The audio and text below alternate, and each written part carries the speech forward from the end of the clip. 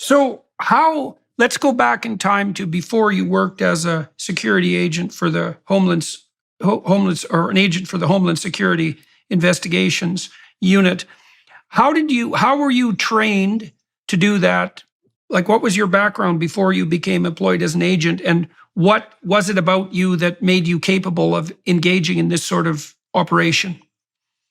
So I got a graduate degree in international politics, and I always wanted to be in federal law enforcement. My first job was CIA. I was there during 9/11, working in the operations center. In the wake of 9/11, I found out that I studied terrorism and weapons of mass destruction. That was actually the degree I got at the Monterey Institute of International Studies. And so I was an easy recruit into the CIA because, 9/11 had just happened. When I found out that one of the terrorists, Mohammed Atta, had staged his attack from Mexicali, Mexico, and crossed the border, and I speak Spanish, I wanted to go fight terrorism on the southern border. So I ended up jumping ship from CIA, and I joined the newly created Homeland Security Department, and became a special agent. For 6 months, I was tracking those kind of movements, not human trafficking or child exploitation, but money, guns, terrorism. 6 months into that endeavor, I was called into the office of a supervisor, and they asked me if I would please forego everything that I wanted to do with my career and help them start a child crimes unit. I do not know why they asked me. One thing he did say to me was, "You're a young agent, but you're a person of faith. And we know that about you, and that's a requirement, or your soul will be crushed." And so, well, that's something I want to zero in on. Yeah, absolutely. So, I would like you, if you would, to tell us, to the degree that you can, what you were typically dealing with when you started working for the Child Sex Crimes Unit. Let us know what you saw. Let us know what that did to you. Because that sort of thing, that changes people's conceptions of humanity per se. Let's say the nature of the cosmos and what it means to be human, right? I mean, when you're in contact with people who are capable of that level of darkness, you start to understand something about the nature of the human soul that you can't understand any other way. And that can be, that's the sort of thing that gives people post-traumatic stress disorder when they're soldiers. So, and now you said also your supervisors had an inkling that you might be protected against that, at least to some degree, because of your faith. So let's walk through what you learned and encountered first. What did you see when you were working as part of this Child Sex Crimes Unit? What I saw was so shocking, Jordan. I thought child sex crimes would be 15-year-olds, 16-year-olds. My brain couldn't comprehend something more evil than abusing that age.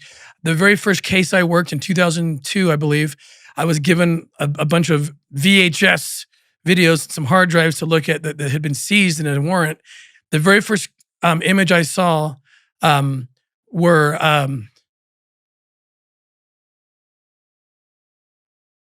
there were three little boys that were probably 7, 5, and 3. And they looked like my children. They had, they had blonde hair, blue eyes, and they were being just raped. These 3 little boys by this pedophile, and I was so shocked. I fell to my knees. I dry heaved, thinking I was going to throw up into the wastebasket. I jumped into my car. I drove to my children's school. My 3 oldest kids. I checked them out. I still remember in my mind, I can still see dentist appointment I wrote. And I grabbed them, I took them home and just sobbed on the floor. My wife came in and I wouldn't let the kids go. I was just holding them and shaking. That was my very first experience. You talk about PTSD. I absolutely deal with PTSD to this day. I took too long to actually deal with it. That's another story. And I thought, I can't do this. I can't do this. I started getting help immediately because I didn't want to quit, and that's what this is. That's what this is, and those kind of videos have increased over the last couple of years by 5,000%. Yeah, well, in Canada, we just had a report from an organization called the Western Standard that 1 million child sexual exploitation photos and videos have been identified in an Alberta child porn investigation. 1 million photos, 8 arrests made. Okay, so that's some indication of the widespread nature of the problem. Now, you said that when you first encountered this material, it made you physically ill and also terrified for the safety of your children, but then also it necessitated you seeking help, I suppose, or aid. I mean, I've worked with people who've had post-traumatic stress disorder. Generally, what happens is that tragedy is not enough to give someone post-traumatic stress disorder, even if it's rather severe.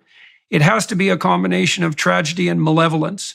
And the real trauma comes as a consequence of contact with evil, with malevolence. And what people generally have to do in order to recover from that is to develop a rather profound philosophy of evil. And, you know, a religious faith in its most fundamental essence is a philosophy of good and evil. It does detail out the heart of darkness among human beings. Point out to people, this is particularly, although not uniquely true of the Christian tradition, but particularly true, that capacity for evil lurks in the heart of everyone, and that our fundamental moral obligation as we sojourn here on earth is to overcome that proclivity within and also to stand up against it in the external world. And so you said you received some aid after you had been exposed to this first set of videos. What is it about the way you looked at the world that had to change in order for you to adapt to what you were encountering? Well, I had to come to grips with an idea that I had never been confronted with before, that there are people, and not a few, but millions of people, only millions of pedophiles could justify a demand of millions of child exploitation material, videos, and so forth. The first person you see arrested in the movie is a real person named Ernst Lupolszczynski in Sound of Freedom. He had over 2 million pieces of child rape material in his house. So to be confronted with the reality that there are people on this planet, and like I said, not a few, but millions, who want to indulge in watching 5-year-old children be raped and sexually assaulted in ways that, and I'm sorry to be so raw, but I feel comfortable with you, Dr. Peterson, but to watch children's bodies actually break in the act of sexual assault, acts that your mind couldn't conjure up if you tried to conjure it up, and that it's real, that is so shocking to the